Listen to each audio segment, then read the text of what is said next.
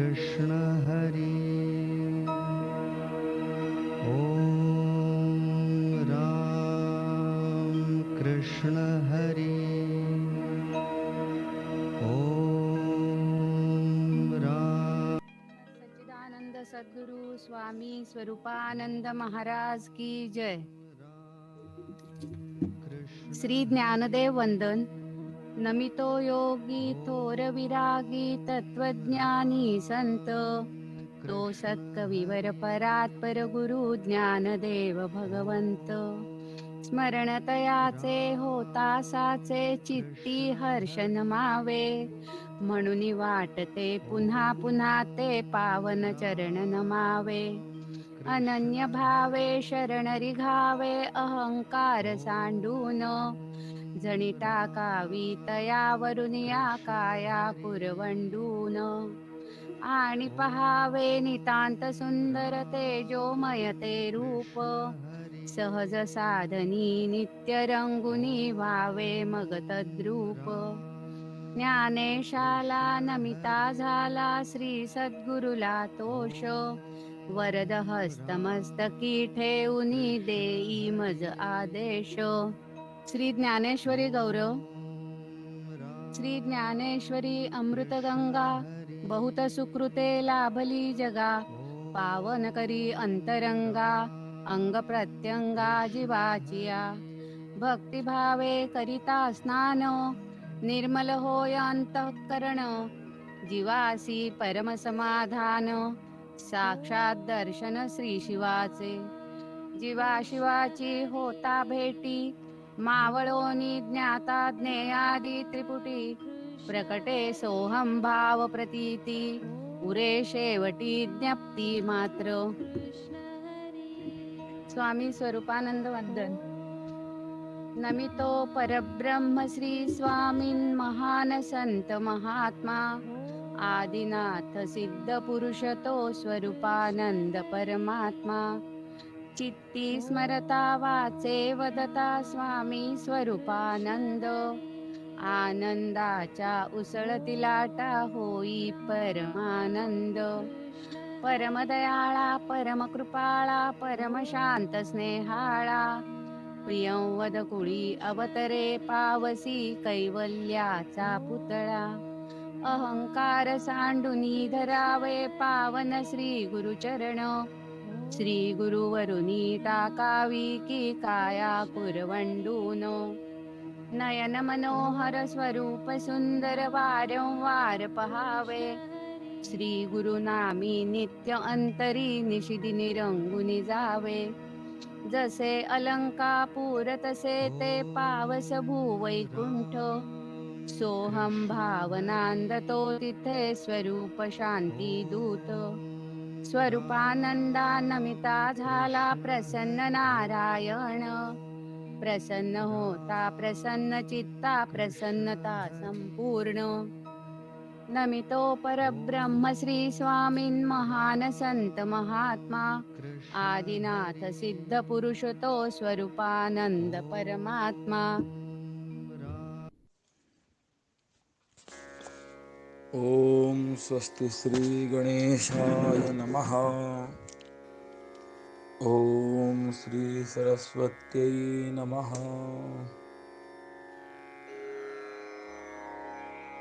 ओम नमः श्री परमहंस स्वादित चरणकमल चिन्मकरन्दाय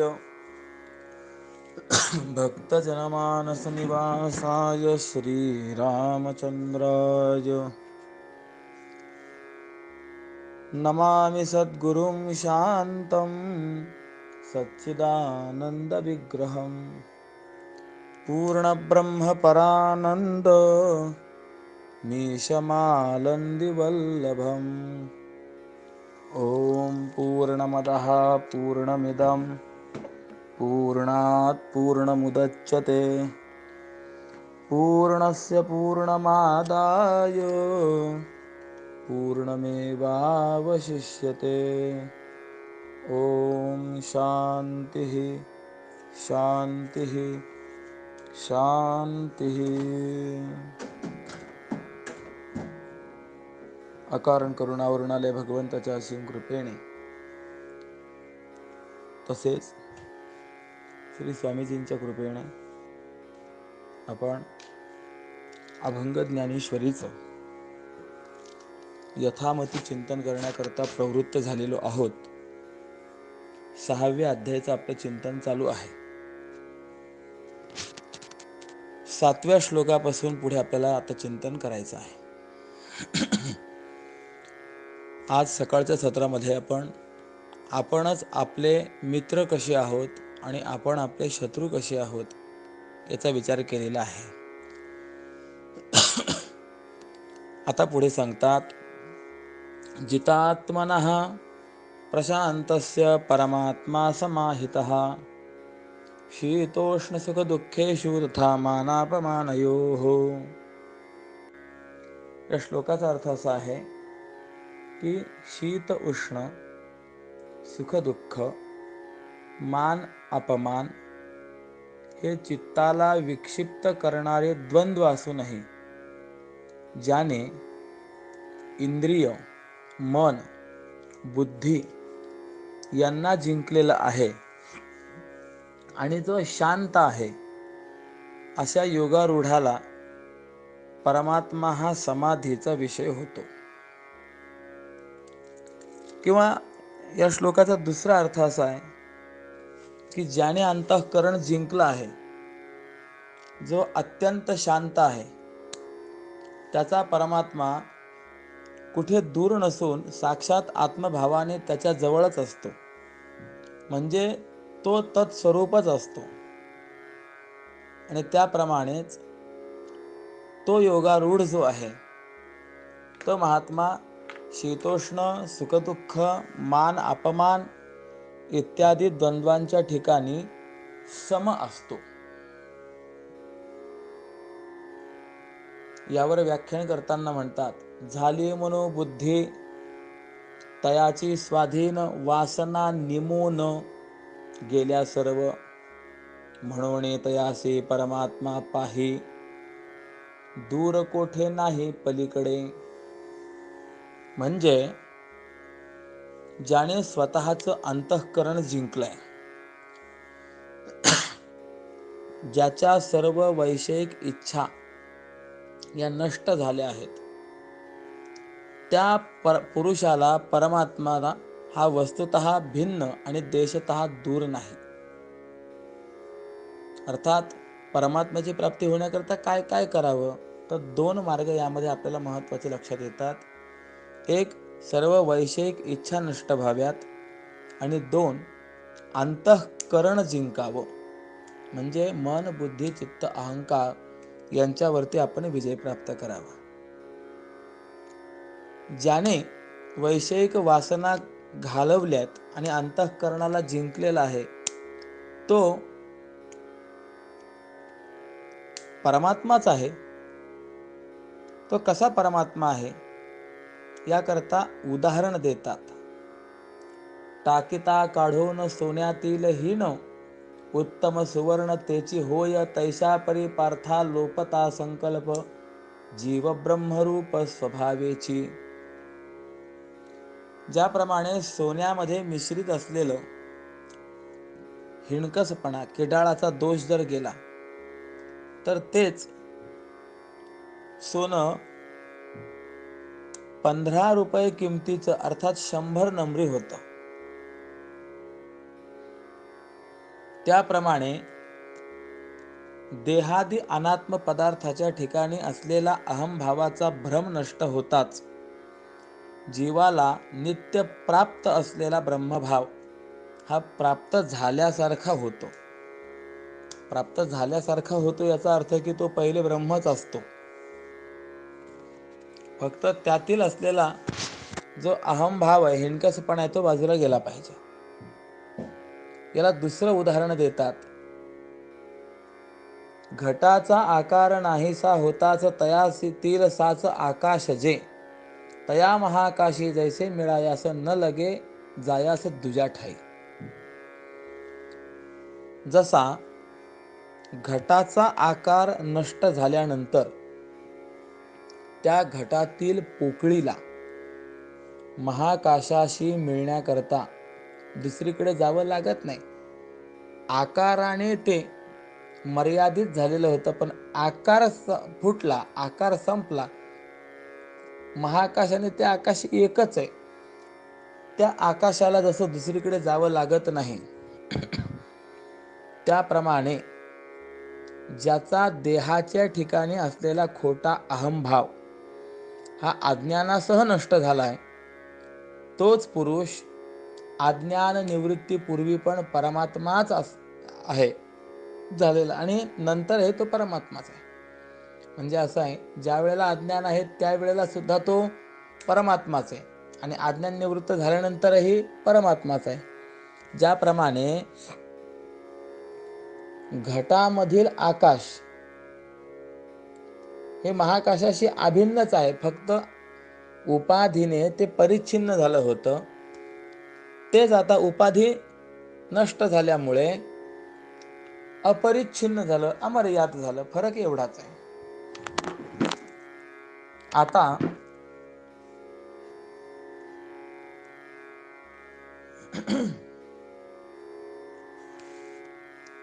स्वामीजींनी इथे फार सुंदर याचं विवरण केलंय. म्हणजे मूळ ज्ञानेश्वरीचा जर आपण विचार केला तर त्यामध्ये जो भाव लक्षार्थाने लावून घ्यावा लागतोय, तो भाव स्वामीजींनी स्पष्ट रूपाने व्यक्त केला. तैसी मिथ्या देह अहंता सकळ जयाची समूळ नष्ट झाली, परब्रह्म रूपत्तो तरी आधीच भरला असे साच सर्वाठाई. त्या पद्धतीने मिथ्या असलेली, खोटी असलेली देह अहंता, हा देह म्हणजेच मी आहे अशी देहाच्या ठिकाणी असलेली अहंता, अहंभाव, ज्याचा समूळ नष्ट झाला, तो अगोदरही परमात्माच होता आणि नंतरही परमात्माच आहे. शीतोष्णाचे ओघ, सुखदुःखांचा विचार, माना अपमानांची बोलणी, हे काहीही त्या पुरुषाच्या ठिकाणी मावत नाही. कारण त्याच्या अंतःकरणामध्ये आधीच ब्रह्म भरलेलं असतं. कारण म्हणजे उदाहरण देतात, ज्या वाटेने सूर्य जातो तिकडचं विश्व प्रकाशमय होतं. त्याप्रमाणे त्या योगारूढाला जे जे प्राप्त होतं ते ते त्याचं स्वरूप असतं. म्हणून असं पहा की मेघापासून ज्या धारा सुटतात त्या समुद्राला जशा टोचत नाहीत, त्याप्रमाणे योगारूढाला शुभाशुभ द्वंद्व हे आत्मस्वरूपापेक्षा भिन्न नसतात. किंबहुना ते त्याचं स्वरूपच असल्यामुळे ते त्याला त्रासदायक नाही आहे. उदाहरणार्थ, एक आपल्याकडे प्राणी आहे, त्याला साळींदर असं म्हटलं जातं. त्याच्या संपूर्ण शरीराला काटे असतात. ज्या वेळेस एखादा मनुष्य म्हणा किंवा अन्य प्राणी त्याला त्रास देण्याच्या उद्देशाने येतो, त्यावेळेला हा आपलं अंग झटकतो आणि बाणासारखे ते काटे पुढच्या प्राण्याच्या शरीरामध्ये जाऊन खुपतात. टोकदार काटे असतात. तर बघा, तो काटा आपल्याला टोचला तर आपल्याला दुःख होतं, पण तो काटा त्या साळींदराला दुःख देणारा आहे काय? नाही. का नाही? कारण की तो त्याच्या स्वरूपामध्येच अंतर्भूत आहे, तो त्याचा स्वरूपभूत आहे. त्याप्रमाणे द्वंद्वादिक जे आहेत हे त्याचं स्वरूपच असल्यामुळे किंवा त्या योगारूढ महात्म्याला आत्मस्वरूपापेक्षा ते भिन्न नसल्यामुळे त्याला त्याचं सुखदुःख होत नाही. या द्वंद्वादिकांचं ज्ञान विज्ञान तृप्तात्मा कूटस्थो विजितेंद्रियः युक्त इत्युज्यते योगी समलोष्टाश्मकांचनः. पुढच्या श्लोकात सांगतात, की कोणत्याही पदार्थाचं शास्त्रीय ज्ञान आणि त्या पदार्थाचं अनुभव ज्ञान या योगाने किंवा ज्ञानस्वरूप ब्रह्म आणि विपरीत ज्ञानात्मक प्रपंच या दोन्हीच्या यथार्थ विचाराने ज्याचं चित्त समाधानाला प्राप्त झालं आहे, एक, जो निर्विकार आणि जितेंद्रिय आहे, दोन, आणि मातीचे ढेकूळ, दगड आणि सोनं यांच्याविषयी जो समदृष्टी आहे तोच योगी आहे. युक्त म्हणजे तोच सिद्ध म्हणवला जातो. म्हणजे काय, पहिली गोष्ट सांगितलेली आहे, ज्ञान आणि विज्ञान यांनी तृप्तात्मा. पदार्थाचं शास्त्रीय ज्ञान याला म्हणायचं फक्त ज्ञान, आणि त्या पदार्थाचं अनुभवात्मक ज्ञान याला म्हणायचं विज्ञान. किंवा ज्ञानस्वरूप ब्रह्म आणि विज्ञान म्हणजे विपरीत ज्ञानात्मक प्रपंच. विज्ञान शब्दाचा एक अर्थ झाला इथे अनुभव ज्ञान, आणि विज्ञान शब्दाचा दुसरा अर्थ झाला विपरीत ज्ञान. ज्ञान शब्दाचे दोन अर्थ झाले की शास्त्रीय ज्ञान किंवा ज्ञानस्वरूप ब्रह्म यांच्या विचाराने ज्याचं चित्त समाधानाला प्राप्त झालं आहे, आणि असा जो निर्विकार आहे, जितेंद्रिय आहे, आणि सर्वांच्या ठिकाणी अर्थात माती, दगड, सोनं यांच्या ठिकाणी जो समदृष्टी आहे तो सिद्ध आहे. बघा, जगद्गुरु श्री तुकोबारायांच्या जीवनामध्ये छत्रपती शिवाजी महाराजांनी नजराणा पाठवला, पण तुकोबारायांनी तो स्वीकारला नाही. तुकोबाराय म्हणाले, सोने रूपे आम्हा मृत्तिके समान, माणिक पाषाण खडे जैसे. सोनं चांदी आम्हाला माती मूल आहे, मातीसारखं आहे, आणि हे जे काही तुम्ही माणिक वगैरे पाठवतायत हे आम्हाला खड्यासारखे आहेत, दगडासारखे आहेत. म्हणजे ही तुकोबारायांची असलेली योगारूढता, सिद्ध पुरुषता या ठिकाणी व्यक्त होते की नाही. म्हणून म्हणतात, जो हा विज्ञानात्मक भावो तया विवरिता जाहला वावो, मग लागला जव पाहो तव ज्ञान ते तोची. म्हणजे तो योगारूढ पुरुष जो हा प्रत्यक्ष दिसणारा विपरीत ज्ञानात्मक प्रपंच आहे त्याचा जेव्हा विचार करू लागतो तेव्हा त्याच्या दृष्टीने हा प्रपंच मिथ्या झालेला असतो, आणि मग जेव्हा ब्रह्माला अनुभवाने पाहू लागतो तेव्हा ते अनुभव ज्ञान देखील तोच होतो. आता मी व्यापक आहे का परिच्छिन्न आहे याविषयी जे साधक बाधक तर्क केले जातात ते सर्व साधक बाधक तर्क द्वैत नसल्यामुळे आपोआपच बंद पडतात, आणि त्यामुळे असा तो योगारूढ पुरुष देहधारी असला तरी पण त्याची परब्रह्माच्या बरोबरीने तुलना होते. त्यांनी केवळ इंद्रिय जिंकलेले असतात. म्हणजे जो जितेंद्रिय झाला आणि ज्याने देवाचं स्वरूप, खरं स्वरूप ओळखलं आणि या संसाराचंही खरं स्वरूप ओळखलं, असा जो व्यक्ती आहे तो देहधारी जरी असेल तरी परब्रह्माच्या बरोबरीने त्याची तुलना होत असते. म्हणून पुन्हा तुकोबारायांकडे या. रामेश्वर भट्ट म्हणतात, तुकिता तुलनेसी ब्रह्म तुकासी आले, म्हणून रामेश्वरी चरणी मस्तक ठेविले. आरती तुकारामा स्वामी सद्गुरु धामा, सच्चिदानंद मूर्ती पाय दाखवी आम्हा. आरती तुकारामा. इथे देहधारी तुकोबाराय, पण तुलनेसी तुलना करत असताना ब्रह्म तुकासी आले, म्हणजे परब्रह्माशी तुलना झाली की नाही, हाच विचार माऊली सांगतायत. तो जितेंद्रिय सहजे, तो जी युक्त युक्त म्हणिजे, जेणे साने थोरणे निजे कवणे काळी. तो सहज जितेंद्रिय होतो आणि तोच योगयुक्त म्हणजे योगारूढ म्हटला जातो. तसेच जो पुरुष कोणत्याही काळामध्ये हा लहान, हा मोठा असा भेद जाणत नाही. उदाहरण बघा की शुद्ध सोन्याचा मेरू पर्वता एवढा ढीग आणि मातीचं ढेकूळ जो सारखंच मानतो, तोच योगी आहे.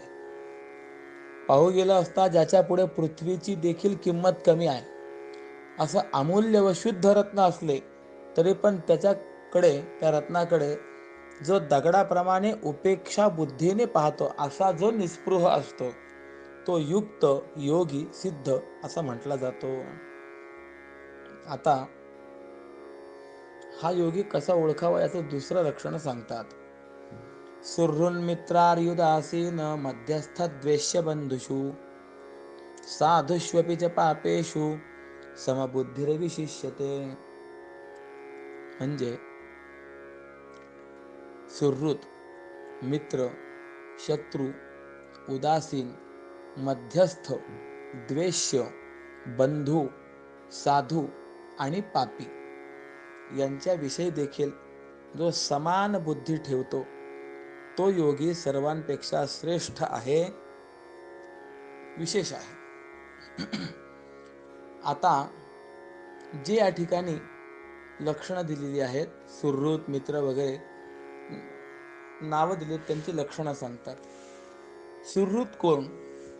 तर जो उपकाराची अपेक्षा न करता आणि पूर्वीचा स्नेहसंबंध किंवा नात्याचा संबंध नसतानाही कोणावरही उपकार करतो, त्याचं नाव सुहृत आहे. सुष्ठु हृदयम यस्य स सुहृत. ज्याच्या अंतःकरणाची बैठक उत्तम आहे, तो सुहृत आहे. याच्यामध्ये हृत म्हणजे हृदय असा, उत्तम हृदयवान, भावनावान. सुहृत कुणाला म्हणावं कळालं, ठीक. पूर्वस्नेहामुळे जो उपकार करतो त्याला मित्र असं म्हणतात.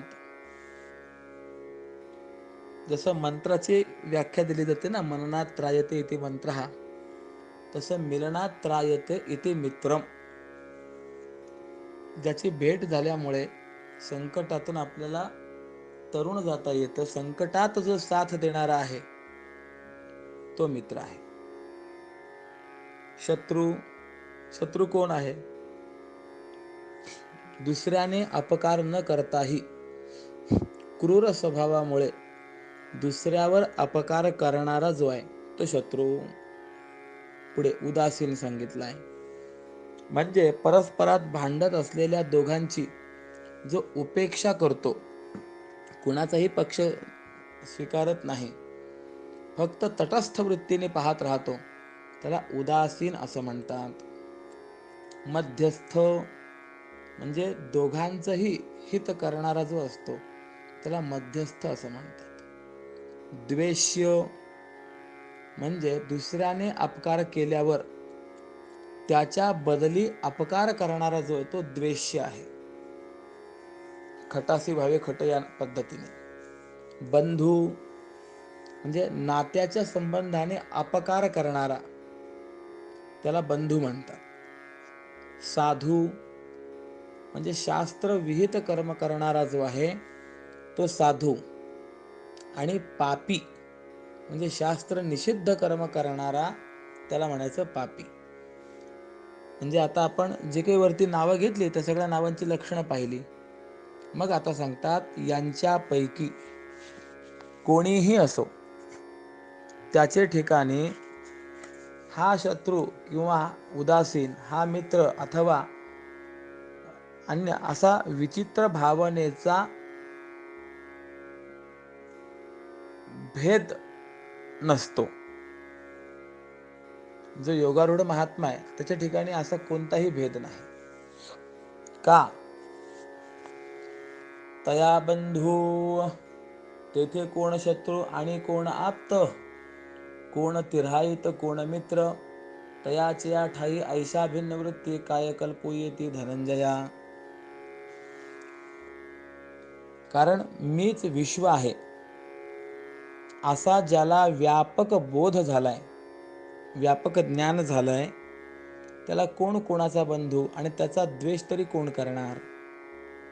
मग अर्जुना, त्याच्या दृष्टीने म्हणजे असा जो महात्मा आहे, योगी आहे, त्याच्या दृष्टीने हा उत्तम, हा अधम असा भेद असू शकेल काय?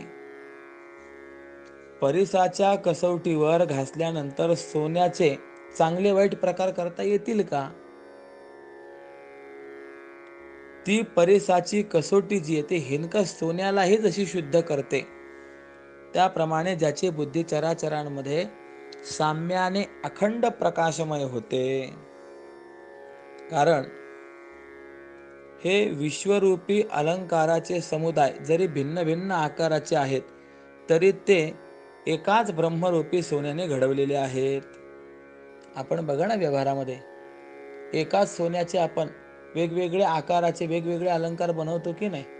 बांगड्या, पाटल्या, नेकलेस, मंगळसूत्र, बाजूबंद वगैरे. परंतु आकार जरी वेगवेगळे असतील तरी सोनं मात्र जसं एक आहे तद्वत विश्वरूपी अलंकाराचा समुदाय जरी आकाराने भिन्न भिन्न आहे, तरी एकाच ब्रह्मरूपी सोन्याने ते घडवलेलं आहे.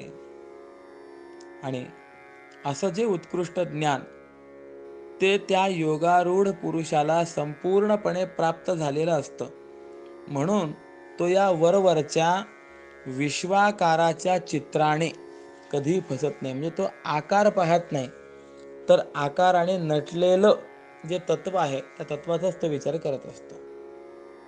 ज्याप्रमाणे वस्त्रामध्ये सूक्ष्म दृष्टी घातली, म्हणजे कपड्याकडे जर आपण बारकाईने पाहिलं तर त्यामध्ये आडव्या उभ्या तंतूंचीच रचना दिसते. वस्त्र म्हणजे काय? तंतु संयोगो पटहा असं न्यायशास्त्राने आपल्याला सांगितलंय. अनेक तंतूंचा असलेला संयोग म्हणजेच पट आहे. यामध्ये काही तंतू उभे, काही तंतू आडवे अशी रचना आपल्याला पाहायला मिळते. परंतु तो पट जो आहे तो एक तंतुरूप असतो. त्या तंतू वाचून दुसरं काही आहे काय? नाहीये. त्याप्रमाणे आकार जरी वेगवेगळा दिसला तरी परमात्मा एकच त्या रूपाने नटलेला आहे. आणि अशी व्यापक दृष्टी ज्याला प्राप्त झाली आहे, अशा व्यापक ज्ञानाने ज्याचं हे विश्व व्यापलंय, ज्याला असा ब्रह्मानुभव आहे, तो सर्वत्र समबुद्धी असलेला योगारूढ आहे असं जाण. अर्जुना, या माझ्या बोलण्यामध्ये काहीही खोटं नाही.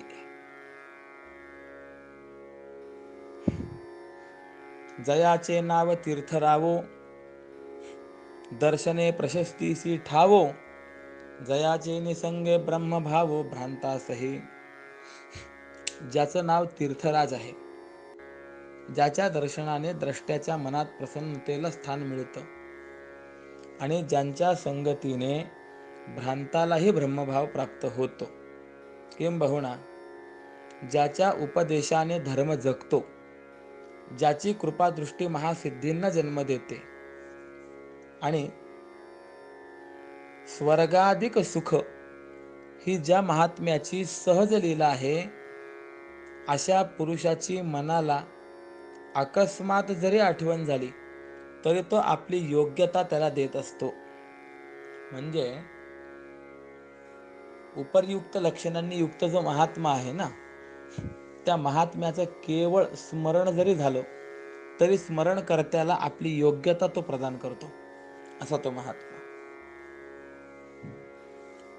आता हे वर्णन पुरं झालंय, पण अशा त्या योगारूढ महात्म्याचं वर्णन करण्यातही मोठा लाभ आहे हे मात्र निश्चित आहे. असो, योगी युंजित सततम आत्मानं रहसी स्थितः, एकाकीयत चित्तात्मा निराशीर परिग्रहः. पुढे सांगतात, ध्यानाचा अभ्यास करणाऱ्या योग्याने एकांत देशात एकटं राहून चित्त आणि शरीर यांचा निग्रह करून आशारहित आणि परिग्रह रहित होऊन चित्ताला अखंड समाधीमध्ये स्थिर करावं. चिंतन कुठे होऊ शकेल, ते लोकांतात होऊ शकत नाही, ते एकांतातच होऊ शकतं. म्हणून जगद्गुरु तुकोबाराय म्हणाले, काळ सारावा चिंतने, एकांतवासी गंगा स्नाने, देवाच्या पूजने प्रदक्षिणा तुळशीच्या, युक्त आहार विहार नेम इंद्रियासी सार, नसावे बासर निद्रा बहुभाषण. एकांतामध्ये चित्त अंतर्मुख होऊन ध्यान व्यवस्थित होतं, चिंतन चांगलं घडतं. यावर व्याख्यान करताना म्हणतात, मावळेना ऐसा अद्वैताचा दिन, उगवला जाण जया लागे, मग तो आपण आपुल्याची ठाई, जडोनिया राही अखंडित. म्हणजे ज्याच्याकरता पुन्हा कधीच अस्त होणार नाही असा अद्वैताचा दिवस उजाडलाय, तो पुरुष मग आपणच आपल्या आत्मस्वरूपामध्ये अखंड विराजमान असतो. अर्जुना, जो अशा व्यापक दृष्टीने विचारी आहे, तो कुठेही केव्हाही एकटाच आहे. तो सहजच परिग्रह रहित आहे, कारण तोच एक तिन्ही लोकांमध्ये ब्रह्मरूपाने व्याप्त आहे. काय आहे? जर सर्वत्र तोच आहे, अणुरेणू जर तोच व्याप्त आहे, तर तो कुणाकडनं काय घेणार? कारण की देणारा देखील तोच आणि घेणारा देखील तोच. फार सुंदर गंमत आहे. ब्रह्मलीन अभिनव शुकाचार्य श्री डोंगरेजी महाराज हे वृंदावनला असताना भरपूर अन्नदान करण्याची इच्छा त्यांनी व्यक्त केली. स्वामी श्री अखंडानंद सरस्वती यांच्या आश्रमामध्ये कार्यक्रम निश्चित झाला. आता आमंत्रण द्यायचंय. तर डोंगरेजी महाराज म्हणाले की स्वामीजी, तुम्ही इथे आहात, इथे राहतात, म्हणून तुमच्या नावे आमंत्रण द्या. अखंडानंद सरस्वती म्हणाले, नाही, माझ्या नावे आमंत्रण जर दिलं तर काही असे पण असतात की स्थानिक पातळीवरती ते ईर्ष्या करणारे, द्वेष करणारे असतात, सगळे येणार नाहीत. पण तुमच्या नावे जर आमंत्रण दिलं तर प्रसाद म्हणून सगळे येतील. आणि शेवटी ठरलं की डोंगरेजी महाराजांच्या माध्यमातून प्रसाद होणार आहे. ज्या वेळेला कळालं, सगळेजण आले. त्यामध्ये रांगेमध्ये, भोजनाच्या रांगेमध्ये एक व्यक्ती अचानक मध्ये उभी राहिली. डोंगरेजी महाराज प्रसाद देत होते, आदत बोलायला लागले. त्या व्यक्तीने प्रश्न विचारला, देने वाला कौन है? डोंगरेजी महाराज उत्तरले, देने वाला राम है. लेने वाला कौन है? लेने वाला भी राम है. सीताराममय सब जग जाने, करो प्रणाम जोर जुग पाणी. घेणाराही राम आणि देणाराही राम. हे ऐकलं ज्या वेळेला त्या महात्म्याने, बस प्रसाद घेतला, निघून गेला. अर्थ काय झाला की ज्याला सर्व विश्वच आपण झालेलो आहोत, त्यावेळेला त्याला देणारा कोण आणि घेणारा कोण? तो सहजच परिग्रह रहित आहे, कारण तो एकच तिन्ही लोकांमध्ये व्याप्त स्वरूपाचा आहे. आता तिन्ही लोकी तोची तो म्हणून असंग्रही जाणं स्वभावता. बर, मग असे हे सिद्ध पुरुषाचे असाधारण लक्षण मी तुम्हाला सांगितले. काय आहे? असाधारण म्हणत असताना त्याला महत्व आहे. लक्षण कसं असावं, तर त्याचं उत्तरच शास्त्रकारांनी दिलंय. अतिव्याप्ती, अव्याप्ती आणि असंभव या 3 दोषांनी रहित जे असतं आणि त्या लक्षाचा असाधारण धर्म असतो, त्याला लक्षण असं म्हणतात. उदाहरण, कुणी जर म्हणेल की जिला शिंग असतात ती गाय असते, तर हे गायीचं लक्षण यथार्थ होईल काय? तर नाही होणार. का? कारण की फक्त गायीलाच शिंग असतात असं नाही. गायी व्यतिरिक्त म्हैस असेल, काळवीट असेल, अनेक असे प्राणी आहेत की ज्यांना शिंग आहे. म्हणून जिला शिंग असतात तिला गाय म्हणतात. हे लक्षण निर्दुष्ट होत नाही, ते अतिव्याप्ती नावाच्या दोषाने दूषित होतं, की ते लक्षण गायीवर पण जातं आणि गायी व्यतिरिक्त अन्य प्राण्यांवरही जातं, म्हणून अतिव्याप्त होतं. बर, कुणी जर असं म्हणेल की जी काळी असते ती गाय असते किंवा जी पांढरी असते ती गाय असते, असं जर म्हटलं तर हे गायीचं निर्दुष्ट लक्षण होईल काय? होणार नाही. कारण की हा काळेपणा काही गायींवर राहील, परंतु लक्षभूत असलेल्या सर्वच गायींवर राहणार नाही. यामुळे लक्ष्याच्या एक देशामध्ये असणं आणि एक देशामध्ये नसणं हा अव्याप्ती नावाचा दोष त्या ठिकाणी येईल. तर तिसरा आहे असंभव नावाचा दोष, की कुणी जर असं म्हणेल की जिचं खूरमधनं दुभंगलेलं नसतं, फाटलेलं नसतं, ती गाय आहे, तर हे तरी लक्षण योग्य होईल काय? तर हे लक्षण गायीच्या ठिकाणी कधीच संभवनीय नाही. अखंड खुराचा प्राणी हा घोडा आहे, गाढव आहे, त्यामुळे गायीच्या ठिकाणी हे कधीच संभवनीय नाही आहे. याला असंभव असं म्हणतात. किंवा असंभव लक्षण दोषाचं एक उदाहरण जर सांगायचं असेल तर दोन मित्र तळ्याच्या काठी फिरत होते. त्यातील एक मित्र म्हणाला, खरे पाण्याला आग लागत नाही, पण कदाचित जर समजा या तळ्याला आग लागली तर तळ्यातले मासे कुठे जातील? तर तो दुसरा म्हणाला, अरे तू काय काळजी करतो, ते तळ्यातले मासे या झाडावर चढून बसतील, तळ्याच्या काठी असलेलं झाडचे. तर तो पहिला म्हणतो, ते झाडावर चढून बसण्याकरता ते काही बैल आहेत काय? म्हणजे याचा अर्थ काय कळाला आपल्याला? पाण्याला आग लागणे संभवनीय आहे का? नाही. त्यानंतर मासे जे आहेत हे झाडावर चढून बसतील, ही गोष्ट संभवनीय आहे का? नाही. आणि तो पहिला म्हणतो की झाडावर चढण्याकरता ते काही बैल आहेत काय? मग बैल तरी झाडावर चढून बसू शकतात काय? म्हणजे या सगळ्या गोष्टी कशा झाल्या? असंभव झाल्या.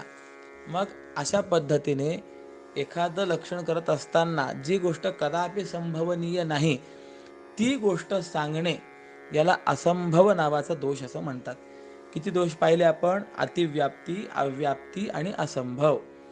तर या ठिकाणी या तीनही दोषांनी रहित असलेले आणि त्या योगारूढाच्या ठिकाणीच दिसणारे, जे इतरांच्या ठिकाणी दिसणार नाहीत, म्हणूनच ज्याला असाधारण म्हटलं गेलेलं आहे, असे सिद्ध पुरुषाचे लक्षण, आपली त्याविषयीची पूर्ण आवड, त्याविषयीचं साकल्याने ज्ञान आणि व्याख्या त्याच्या ठिकाणी अवश्य लागणाऱ्या गुणवैशिष्ट्याने, हे भगवंताने सांगितलं. जे भगवंताने हे सगळं सांगितलं, पण सांगताना व्याख्या त्याच्या ठिकाणी जे गुण पाहिजे त्या सगळ्या सहित त्याने बरोबर भगवंताने अगदी सांगितलं, पटवून दिलं. किंबहुना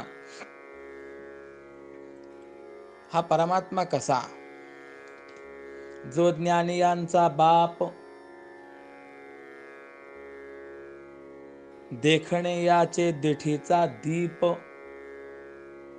जया दादुलयाचा संकल्प विश्वरची.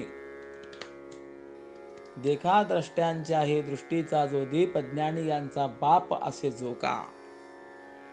जो ज्ञानी लोकांचा पिता आहे, पाहणाऱ्यांच्या दृष्टीचा दिवा आहे, म्हणजे वृत्ती ज्ञानाचाही प्रकाशक आहे. आणि तसेच ज्या समर्थ पुरुषाचा संकल्प संपूर्ण विश्वाची रचना करतो, ओंकाराच्या पेठेमध्ये तयार झालेलं जे शब्द ब्रह्म म्हणजे वेद, ते अगदीच लहान असल्यामुळे या परमात्म्याच्या अमर्याद यशाला वेढू शकत नाही, म्हणजेच त्या यशाचं साकल्याने वर्णन करू शकत नाहीत. वेद जाणो गेला पुढे मौनावला. किंबहुना सद्गुरु दत्तात्रेयांच्या आरतीमध्ये दिले, नेती नेती शब्द नये अनुमाना, सुरवर मुनिजन समाधी नये ध्याना. किंबहुना ज्याच्या स्वरूपभूत प्रकाशाच्या भांडवलावर सूर्यचंद्रांच्या व्यापाराचा डौल आहे, चंद्र सूर्या लागे प्रतिष्ठा सहजे लाभे मूळ तेजे जयाचिया. म्हणूनच त्या सूर्यचंद्रांना हे जग प्रकाशा वाचून आहे. म्हणजे भाव असा की सूर्यचंद्रांना जर परमात्म्याचा प्रकाश नसता तर त्यांना हे जग प्रकाशाच्या अभावी दिसले नसतं. सूर्यचंद्र आंधळे झाले असते किंवा श्रीकृष्णा वाचून ते प्रकाशित झालं आहे काय? नाही. तर ज्ञानोबराय स्वतःलाच म्हणाले, अरे ज्याच्या एका नामाचाच विचार केला तर ते इतकं व्यापक आहे की त्यापुढे आकाशही ठेंगणं दिसेल. बघा, हरिपाठामध्ये सुद्धा हा विषय आला की नाही. ज्ञानदेव पुसे निवृत्तीसी चाड गगनाहुनी वाढ नाम आहे. माऊलींनी आपल्या सद्गुरू श्रीमंत निवृत्तीनाथ महाराजांना विचारलेला प्रश्न आणि त्यांनी दिलेलं उत्तर आहे की हे नाम जे आहे हे आकाशापेक्षाही व्यापक आहे. कारण जगातल्या प्रत्येक पदार्थाला भगवंताचे नावे आहेत. आकाशाला देखील आकाश हे नाव कोणाचं आलंय? हे भगवंताचंच आहे. इतकी ज्याच्या एका नामाची जर मोठी व्याप्ती असेल तर त्याचा एक एक गुण तो आपल्या वाणीच्या कक्षेत कसा आणू शकशील? माऊली स्वतःशी बोलतायत की देवाचं एक नाम हे आकाशा एवढं व्यापक आहे. मग त्या भगवंताचे गुण हे आपल्या वाणीच्या कक्षेमध्ये आणणं शक्य आहे काय? म्हणून हे वर्णन पुरे. कारण मी भगवंताचं एक एक गुण देखील सांगायचं जाणत नाही.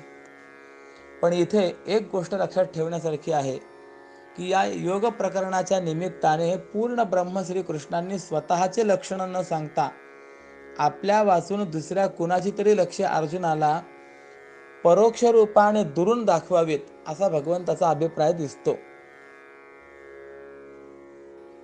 काय आहे?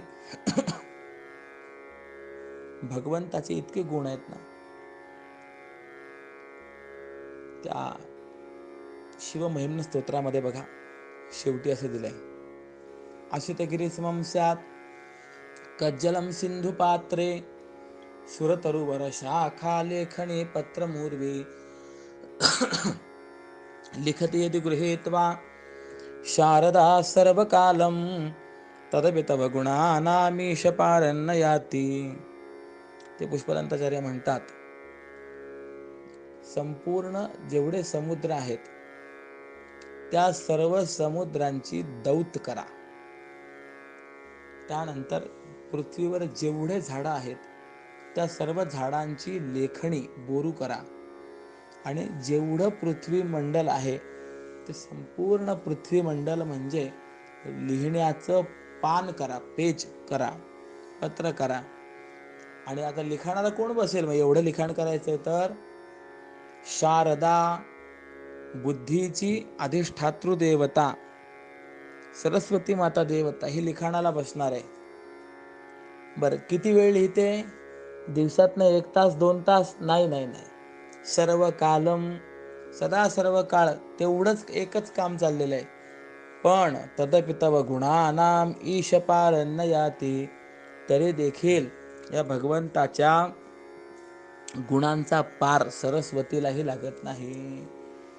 अनंत म्हणती माझी या स्वामी ते, अनंत गुण त्या ते म्हणून या परमात्म्याच्या ठिकाणी अनंत गुण असल्यामुळे त्याला अनंत असं म्हटलं गेलेलं आहे. म्हणून ज्ञानोबराय म्हणतात की या परमात्म्याचे जर असे गुण आहेत तर मी किती सांगावेत. परंतु एकंदरीत सर्व प्रकरण पाहत असताना भगवान श्रीकृष्णांनी आपले लक्षण म्हणजे स्वतःचं लक्षण न सांगता जो योगारूढ महात्मा आहे त्याच्या माध्यमातून परोक्ष रूपाने स्वतःच लक्षण दाखवल्यासारखे केलेले आहेत.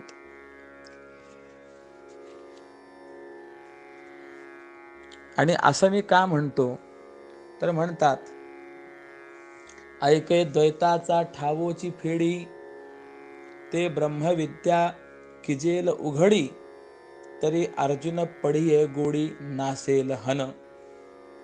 भगवंताने असं परोक्ष रूपाने का वर्णन केलं तर स्वतःला म्हणतात ऐक.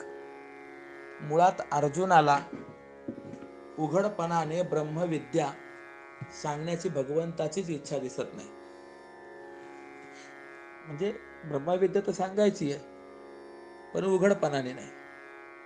कारण द्वैताचा ठाव ठिकाण नष्ट करील अशी ती ब्रह्मविद्या जर उघडी केली तर जीव ब्रह्मातील द्वैताचा अविद्येसह नाश करणारा महावाक्याचा उपदेश हा प्रकटपणाने केला तर अर्जुन आवडतो ही जी द्वैतमूलक प्रेमाची गोडी आहे ती कदाचित नष्ट होईल. म्हणजे बघा, ही ब्रह्मविद्या कशी आहे तर जीव ब्रह्मातील द्वैताचा अविद्येसह नाश करणारी, महावाक्याच्या उपदेशाद्वारे प्रकटणारी आहे. आणि ती जर उघड करून सांगितली तर हा अर्जुन मला आवडतो ही जी प्रेममूलक गोडी आहे ही समाप्त होईल की नाही. म्हणून तशा प्रकारचं ते बोलणं परोक्षत्वाने म्हणजे योगारूढ पुरुषाचे लक्षण सांगण्याच्या निमित्ताने या दोघांमध्ये पातळ असा आड पडदा लावणं आहे की त्यातून दिसतं तर खरे परंतु पडदा आहे. प्रेम सुख भोगण्याकरता म्हणूनच भगवंताने आपलं मन वेगळ्या प्रकारचं केलं होतं असं वाटतं. काय केलं? एक, सर्वसामान्य गुरुचं शिष्याला कृतार्थ करण्याकरता शिष्य आणि आपण यांच्यातलं द्वैत जसं जावं असं असतं आणि देवाचं मन भक्तांचं प्रेमसुख भोगण्याकरता आपण आणि भक्त यांच्यात कल्पित का असेना पण द्वैत राहावं असं दिसतं. म्हणून भगवंताने सामान्य गुरुपेक्षा वेगळ्या प्रकाराचं मन केलं होतं. म्हणजे काय आहे, गुरु ज्यावेळेला शिष्याला कृतार्थ करतात त्यावेळेला शिष्य आणि आपण म्हणजे गुरु स्वतः यांच्यातलं द्वैत जावं अशी त्या ठिकाणी अपेक्षा असते. परंतु भगवान मात्र अर्जुनाला ज्या वेळेला हा उपदेश करतायत त्यावेळेला तर भक्त आणि भगवान यांच्यामध्ये कल्पित का असेना द्वैत राहावं असं वाटतं. म्हणूनच भगवंताने सामान्य गुरुपेक्षा वेगळ्या पद्धतीने हा उपदेश केलेला आहे असं आपल्याला म्हणावं लागेल. भगवान असं जर म्हणत असतील की अर्जुना, ज्यांना मी ब्रह्म आहे अशा ज्ञानाचं बंधन आहे असे मुक्त आणि जे मोक्ष सुखाकरता दीन झाले आहेत असे मुमुक्षु, या दोघांवरही माझं प्रेम नसल्यामुळे कदाचित त्यांच्या दृष्टीचा कलंक हा तुझ्यावरील प्रेमाला लागेल आणि ते प्रेम दृष्ट लागून काळवंडून जाईल की काय असं वाटत आहे. आपण पाहतो ना की एखाद्याला जर व्याधी निर्माण झाली, ताप वगैरे निर्माण झाला चांगल्या माणसाला किंवा बरं वाटत नसेल तर माणसं म्हणतात दृष्ट लागली असेल. तर मग अशी आपल्या प्रेमाला दृष्ट लागेल की काय, ते काळवंडून जाईल की काय, ही सगळ्या माऊलीच्या कल्पना आहेत बरं मनातल्या.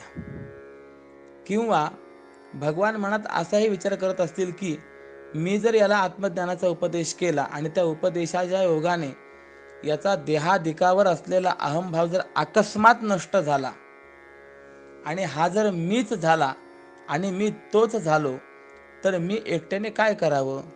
मग अर्जुनाकडून युद्ध करून घ्यायचं आहे, अर्जुनाची कीर्ती वाढवायची आहे, अर्जुन कसा पराक्रमी आहे हा जो काही विचार सांगायचा आहे, दाखवायचा आहे, तर हे मला कसं दाखवता येईल प्रश्न निर्माण झाला. मी एकट्याने काय करावं. ज्याला मी दृष्टीने पाहून समाधानी व्हावं किंवा ज्याला पाहताच मला समाधान वाटावं, ज्याच्याशी मी तोंड भरून बोलावं किंवा ज्याला मी दृढ आलिंगन द्यावं असा अर्जुना वाचून कोण आहे. आणि अर्जुनाचे आणि माझे जर ऐक्य झाले तर आपल्या मनाला रुचणारी आणि अंतःकरणातही न मावणारी गोष्ट मी कुणाला सांगावी. अशा पद्धतीने ज्ञानोबाराय अनेक कल्पना करतात आणि अशा दीनतेने भगवंतानी योगारूढाची लक्षणं सांगण्याच्या हातवटीने बोलण्यामध्ये द्वैत ठेवून आपल्या मनाने अर्जुनाच्या मनाला आलिंगन देण्याचं कार्य संपवलं. मग भगवंताने अर्जुनाला ब्रह्मविद्या उघडपणे सांगितली नाही. हे ऐकत असताना, हे मना, तुला जरी अवघड वाटत असलं तरी पण हे पक्क समज की अर्जुन हा श्रीकृष्ण सुखाचाच ओतलेला उघडा पुतळा आहे. हे असो वयसेची ये शेवटी, जैसे एकची विये वांझोटी, मग ते मोहाची त्रिपुटी नाचो लागे. की बघ, वयाच्या शेवटी अगदी म्हातारपणी एखाद्या वंध्या स्त्रीला एकच मूल व्हावं, मग काय ती बाई ते मूल आणि त्या मुलाचे अनेकविध कोड कौतुक अशी जी मोहाची त्रिपुटी जणू नाचू लागते. म्हणजे बाई एक, मूल दोन आणि मुलाचं कोड कौतुक तीन, ही त्रिपुटी जशी नाचू लागते तसं देवाला झालं. जर हा जसा देवाचा अर्जुनाविषयी असलेला प्रेमातिरेक माझ्या पाहण्यात आला नसता तर मी त्याला देव वांझोटी सारखा आहे असं म्हटलं नसतं. बघा कसं प्रेमाचं आश्चर्य आहे. कुठे शांत रस प्रधान ज्ञानाचा उपदेश आणि कुठे वीर रसा प्रधान युद्ध. अशी उपदेशाला प्रतिकूल परिस्थिती असूनही अर्जुना पुढे श्रीकृष्ण प्रेमाचं चित्र नाचत होतं. आवडी आणि लाजवी, व्यसन आणि शिणवी, पिसे आणि न भुलवी तरी ते काही. म्हणजे आवड आहे आणि ती विषयांचा भोग घेण्याकरता लाजवते. व्यसन आहे आणि ते स्वतःच्या पूर्तीसाठी कष्ट वाटायला लावतं. पिसे आहे पण ते भ्रमिष्ट करीत नाही. असं जर असेल तर मग ती आवड कसली, ते व्यसन कसलं किंवा ते पिसं कसलं? त्याला म्हणता येईल का? तिला आवड म्हणता येईल का? त्याला व्यसन म्हणता येईल का? तिला पिसं म्हणता येईल का? जी विषयांचा भोग घेण्याकरता लाजवेल, जे स्वतःच्या पूर्तीसाठी कष्ट वाटायला लावेल किंवा जे भ्रमिष्ट करणार नाही, तर हे जसं अनुक्रमे ते त्या ठिकाणी असलाच पाहिजे त्या पद्धतीने. म्हणून याचाच अर्थ बोलण्यातला अभिप्राय असा की अर्जुन हा भगवंताच्या मित्रत्वाचा आश्रय आहे किंवा भक्ती सुखाने शृंगारलेल्या मनाचं प्रतिबिंब पाहण्याचा तो जणू काही एक आरसाच आहे. या परी बाप पुण्य पवित्र, जगी भक्ती बीजासी सुक्षेत्र, तो श्री कृष्ण कृपे पात्र याची लागी. याप्रमाणे तो अर्जुन धन्य आहे, पुण्यवान आहे, पवित्र आहे आणि तोच एक या जगामध्ये भक्तिरूपी बी पेरण्याचं उत्तम क्षेत्र म्हणजे शेत आहे. याकरताच तो श्रीकृष्णाच्या कृपेला पात्र झालाय. जो पुण्यवान, पवित्र आणि भक्तिमान असतो तोच भगवत कृपेला पात्र होतो. आणि जो या उलट असतो म्हणजे पापी, अपवित्र आणि अभक्त, त्याच्यावर भगवत कृपा होत नाही. हे अर्जुनाच्या वर्णन निमित्ताने ज्ञानोबा यांनी ध्वनित केलेलं आहे. किंबहुना अर्जुन कसा आहे तर सांगतात, हो का आत्मनिवेदना तळीची, जे पीठिका होय सख्याची, पार्थ अधिष्ठात्री तेथीची मातृकागा. अर्जुन म्हणजे आत्मनिवेदन भक्तीच्या खालची जी सख्य भक्तीची पीठिका आहे त्यावर बसणारी ब्राह्मी, माहेश्वरी, कौमारी, वैष्णवी, वाराही, इंद्राणी, चामुंडा या सप्त मातृकांपैकी अर्जुन ही जणू वैष्णवी मातृकाच आहे. या मातृकांना पीठावर बसवून त्यांचं मंगल कार्यामध्ये पुण्याह वाचन आदी कार्यामध्ये पूजन केलं जातं, त्याप्रमाणे या अर्जुनाचे जणू काही पूजाच आहे. ज्ञानोबाराय कल्पना करतात की कदाचित श्रोते माझ्यावर असा आक्षेप घेतील की जवळ असलेल्या देवाधिदेव भगवान श्रीकृष्णाचं वर्णन तुझ्याकडनं केलं जात नाही, किंवा निवृत्तीनाथ महाराजांचं वर्णन तुझ्याकडनं केलं जात नाही, आणि दासाचा अल्पगुण मात्र वर्णन करण्याकरता स्वीकारला जातो. तर असं का? तर याचं उत्तर असं आहे की मुळात श्रीहरीला तो अर्जुन आवडतो, असा तो वर्णनीय आहे. पहा अनुरागे भजे, जे प्रियोत्तमे मानिजे, ते पती होनी काय न वानिजे पतिव्रता. किंवा असं पहा की जी पतीची प्रेमाने सेवा करते आणि प्रियोत्तम पतीच जिला चांगली मानतो, त्या पतिव्रतेचे पतीपेक्षाही अधिक वर्णन केले जात नाही काय? मग तसं जर असेल तर या देवापेक्षाही अर्जुनाचंच वर्णन अधिक होतं, यात काय नवल आहे? त्याप्रमाणे देवापेक्षाही अर्जुनाचं विशेष वर्णन करावं असं माझ्या मनाला आवडलं. का? तर तो त्रैलोक्यातील भाग्याचं एकमेव स्थान झाला आहे. जगामध्ये जेवढी भाग्य आहे ती सगळी भाग्य एकमेव त्या अर्जुनाच्या ठाई आलेली आपल्याला पाहायला मिळाली. निराकारही देव ज्याच्या आवडीच्या अधीन होऊन आकाराला आला, त्या तृप्तालाही म्हणजे परमात्म्यालाही ज्याचा छंद लागलाय, तो अर्जुन देवापेक्षाही अधिक वर्णनीय नाही का? आणि हे अर्जुनाचं वर्णन ऐकल्यावर श्रोते म्हणाले, काय आमचं भाग्य आहे बघा. म्हणजे या वर्णनामध्ये शब्दांची कशी सुंदर आतषबाजी आहे. शोभेच्या दारुकामात भुईनळे, चंद्रज्योती, चक्र, तारामंडळ इत्यादी प्रकार हवेत उडवून विविध रंगांची शोभा जशी केली जाते, त्याप्रमाणे एकापेक्षा एक सुंदर शब्दांची रचना करून या व्याख्यानाला शोभा आणली. आणि या शब्दांची गोडी तर नाद ब्रह्माला म्हणजे संगीताला जिंकून आली आहे. किंबहुना संगीताला सुद्धा जिंकून आले की काय कळत नाही म्हणे. अहो, अशी सुंदर देशी मराठी भाषा बोलली जाते, तर हे सुद्धा आश्चर्यच नाही काय? हा हो नवल नो हे देशी, मराठी बोली जे तरी ऐशी, वाणे उमटता हे आकाशी साहित्य रंगाचे. या मराठी भाषेच्या आकाशात रसालंकाराच्या रंगांचे विविध प्रकार स्पष्ट उमटत आहे. या भाषारूपी आकाशात कसे ज्ञानाचे स्वच्छ चांदणं पडलंय, गुढ अभिप्रायाचा गारवाही पण यात पडलाय, आणि म्हणजे याबरोबरच श्लोकार्थ रूपी कमलिनी ही अतिशय विकसित होत आहे. ही भाषा निरीच्छ पुरुषांनाही ऐकण्याची इच्छा निर्माण करते.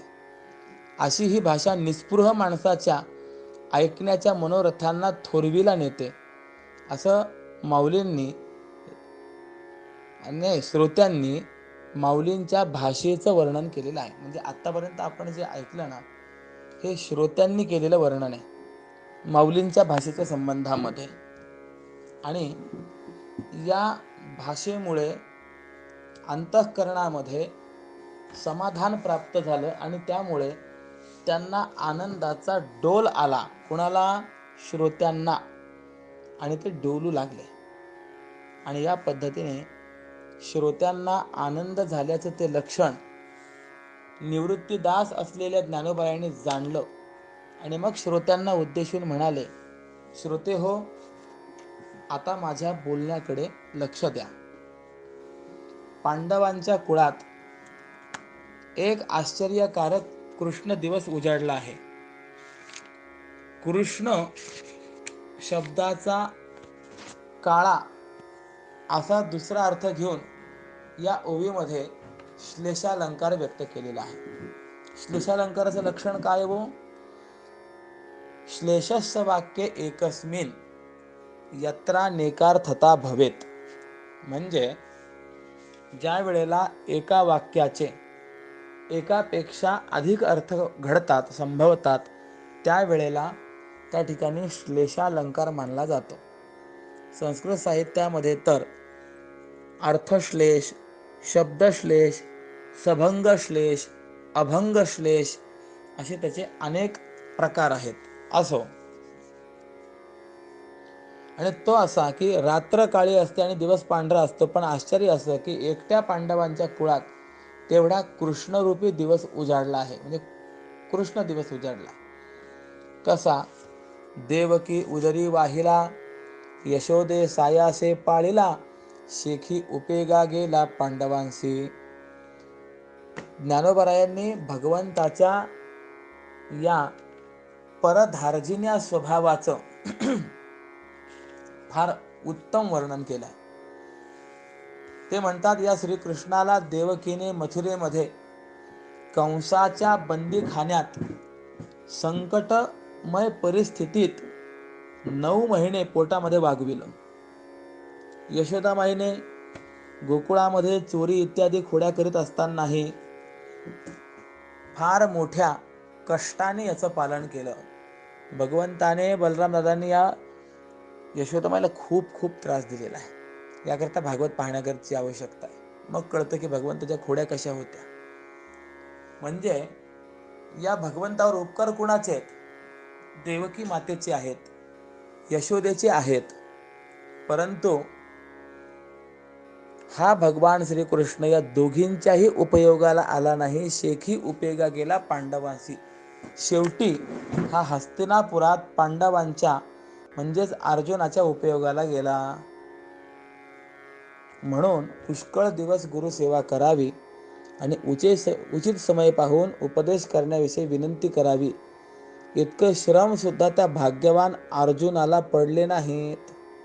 आपण पाहून आलो ना की गुरु ज्ञान केव्हा देतील, तर तद्विद्ये प्रणिपातेन परिप्रश्नेन सेवया उपतेक्षन्ति ते ज्ञानम ज्ञानिनस्तत्वदर्शिनः.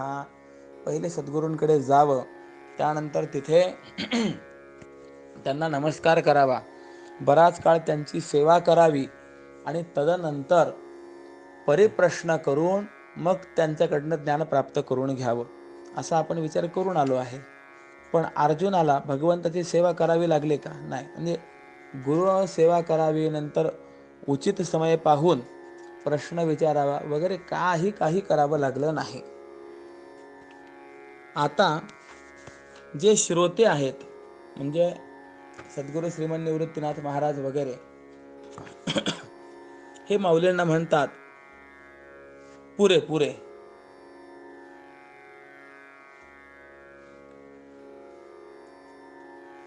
हे असो कथा सांगे वेगी, मग अर्जुन म्हणे सलगी, देवा इये संत चिन्हे अंगी, न ठकती माझ्या. माऊली, आता श्रीकृष्ण अर्जुन संवादाची कथा लवकर सांगा. यावर ज्ञानोबराय म्हणतात ठीक आहे. आणि योगारूढाची लक्षणं ऐकल्यानंतर अर्जुन मोठ्या सलगीने म्हणाला, देवा तुम्ही सांगितलेली ही संतांची लक्षणे हे तर माझ्या अंगी प्राप्त होत नाही. एरवी या लक्षणांचा स्वाभाविक मोठेपणा जर पाहिला तर मी त्या मानाने खरोखरच अयोग्य आहे आणि अपुरा आहे. पण देवा हे लक्षात ठेवा की तुमच्या उपदेशाने मी जर अधिकाराने मोठा झालो तरच ते शक्य आहे. पण महाराज तुम्ही जर काळजीपूर्वक माझ्या हिताकडे लक्ष द्याल तर मी ब्रह्म होईल. आणि ब्रह्म होण्याकरता मागे जे काही श्रवण झाले आणि पुढे जे सांगाल त्याचा मी अभ्यास करीन. अहो देवा, तुम्ही आतापर्यंत कोणाची कथा सांगितली त्यातील विशेष मला कळाले नाही, पण ती ऐकून त्या संबंधी मनामध्ये प्रशंसा मात्र मी करत आहे. आणि असं वाटतं की अशा कृतार्थ झालेल्या पुरुषाचा केवढा मोठेपणा असेल. अर्जुनाच्या मनातला विचार सांगतायत. मी स्वतः असा कृतार्थ होईल का? प्रभू मला आपला मानून एवढे माझे काम करतील का, अशी अर्जुनाने तीव्र इच्छा व्यक्त केली. तेव्हा श्रीकृष्ण हसून म्हणाले, हो की, आम्ही तुला तसं अवश्य करू. नाही समाधान लाधले निर्मळ, सुखाचा दुष्काळ तो वरीच, देखा सुदैवे ते लाभता संपूर्ण, मग राही न्यून कोठे काय. म्हणजे जोपर्यंत श्री गुरुला एक संतोष प्राप्त होणार नाही तोपर्यंत शिष्याला सुखाचा सर्वत्र दुष्काळ असतो. पण एकदा का तो संतोष प्राप्त झाल्यानंतर मग कुणीकडे सुखाला कमी आहे. म्हणजे जोपर्यंत गुरुदेव प्रसन्न होत नाही तोपर्यंतच शिष्याला सुखाचा दुष्काळ आहे. पण एकदा जर गुरुदेव प्रसन्न झाले तर ते आपल्या कृपाशीर्वादाने सर्वत्र त्या शिष्याकरता आनंदाचीच सृष्टी निर्माण करतात. तैसा सर्वेश्वर समर्थ जो साचा, तयासी पार्थाचा लागे छंद, म्हणून तो पार्थ ब्रह्मही होईल, कायसे नवल असे येथे. याप्रमाणे भक्त अर्जुनाने सर्वेश्वर समर्थ अशा श्रीकृष्णाला प्रश्न केला म्हणून तो सहजच ब्रह्म होईल. परंतु अर्जुनाला प्रश्न करण्याचीही गरज नव्हती, कारण तो भाग्याच्या पिकाच्या भाराने कसा भारावला आहे पहा. जो जन्म सहस्रांचे यासाठी इंद्रादिकाही महाग भेटी, तो अधीन केतुला किरीटी, जे बोलही न साहे.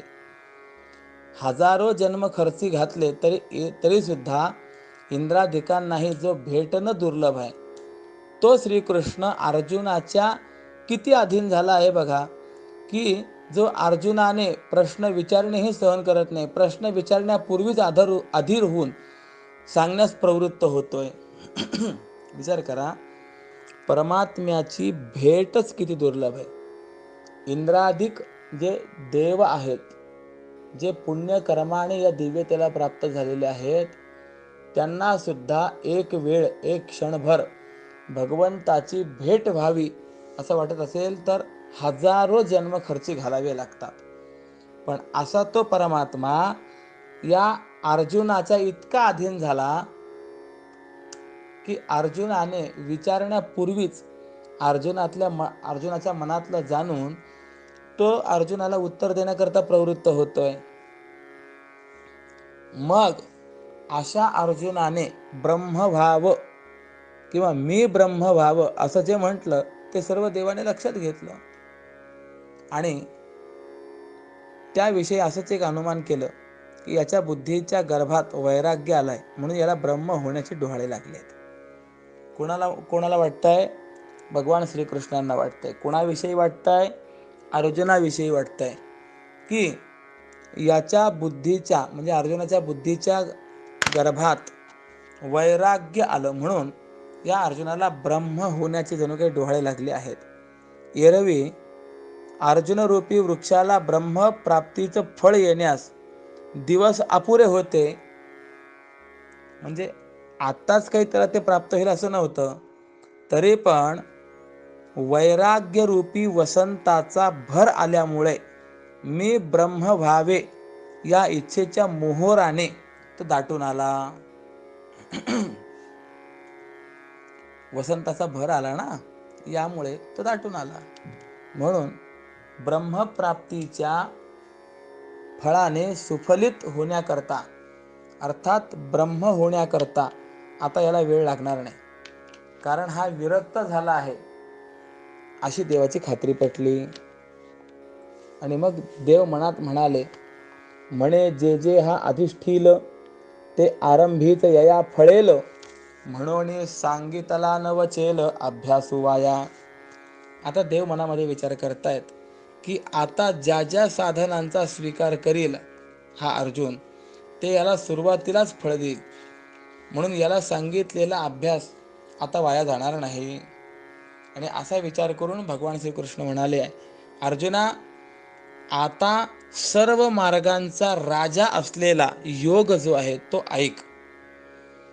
या योग मार्गाचं वैशिष्ट्य काय आहे तर सांगतात की या मार्गामध्ये निष्काम कर्म आणि निष्काम भक्ती अशा प्रवृत्तीरूपी वृक्षाच्या बुडालाच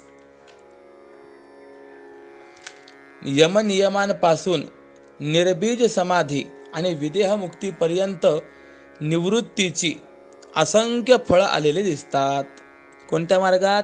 योग मार्गात. आणि ज्या मार्गाचे यात्रेकरू भगवान शंकर आजही आहेत.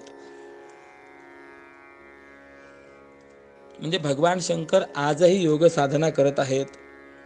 आणि या मार्गात, योग मार्गात निष्काम कर्म एक निष्काम भक्ती या प्रवृत्तीरूपी वृक्षाच्या बुडाला यमनियमांपासून निर्बीज समाधी ते विदेह मुक्तीपर्यंत आणि निवृत्तीची असंख्य फळं आली आहेत.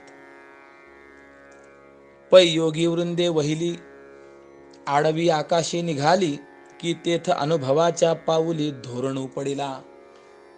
म्हणजे काही योग्यांचे समुदाय विचार न करता एकदमच आडमार्गाने ब्रह्मरंध्राकडे जाण्याकरता निघाले.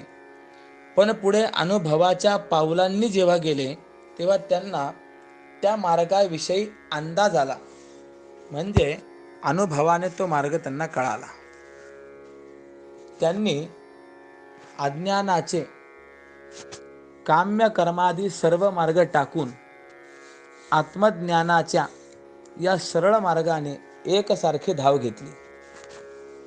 नंतर या मार्गाने जे आत्मज्ञानापर्यंत आले ते ऋषीचे महर्षी झाले.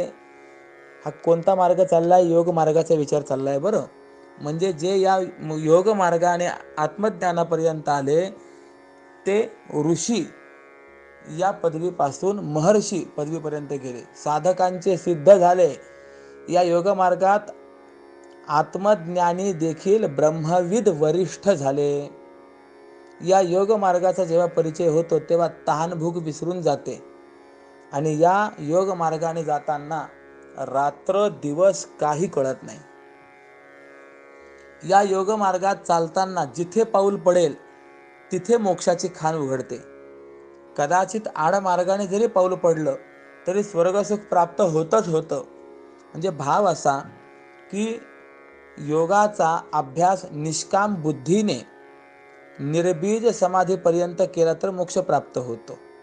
आणि सकाम बुद्धीने केला तर सिद्धी प्राप्त होऊन परिणामी स्वर्ग प्राप्त होतो.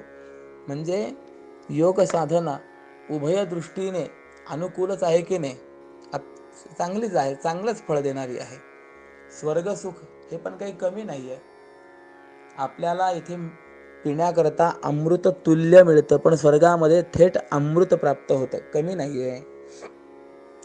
अर्जुना, पूर्व दिशेकडच्या मार्गाने निघावं म्हणजे निष्काम कर्मापासून सुरुवात करावी आणि पश्चिम दिशेकडच्या घरी यावं म्हणजे समाधीच्या अवस्थेला प्राप्त व्हावं.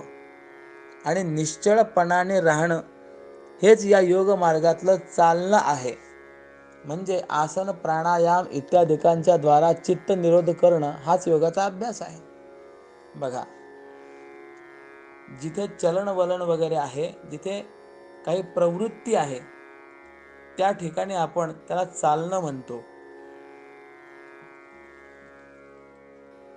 पण या योग मार्गामध्ये निश्चळपणानं राहणं हेच चालणं आहे.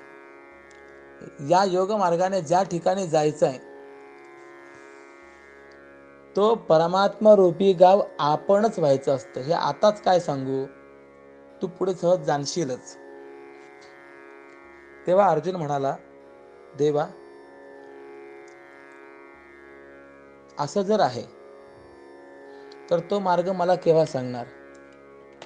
मी उत्सुकतेच्या समुद्रात बुडत असताना तुम्ही मला वर काढू नये काय? त्यावेळेला भगवान श्रीकृष्ण म्हणाले, अरे असं हे उतावीळपणाचं बोलणं कशा करता? आम्ही आपण होऊनच सांगत आहोत आणि तू विचारलेलं पण आहे. मग आता म्हणतात, शुचौदेशे प्रतिष्ठाप्य स्थिरमासनमात्मनः नात्युच्छ्रितन्नातिनीचं चैलाजिनकुशोत्तरम. म्हणजे ती योग साधना कशी करावी या संबंधामध्ये आता उपदेश करतात.